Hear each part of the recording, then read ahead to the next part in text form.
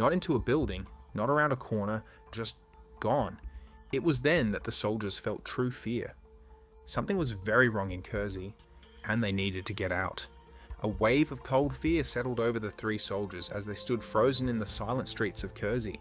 The figure they had just seen had vanished, not in the way a person might step out of sight, but as if it had never been there at all. And yet the feeling of being watched hadn't disappeared. It had grown stronger. Something or someone was observing them. The men weren't the type to scare easily. They had been trained for war, for battle, for situations where their lives were on the line. But this wasn't normal. Then, without warning, the atmosphere shifted again. The air felt lighter, the eerie silence broke, and a distant car engine rumbled, a sound that should have been there all along, but had been completely absent moments before. They looked around. The village had changed. The glass windows had returned to the buildings. The roads were paved again, with modern street signs in place. The once empty streets now had a few people walking in the distance, completely unaware of what had just happened.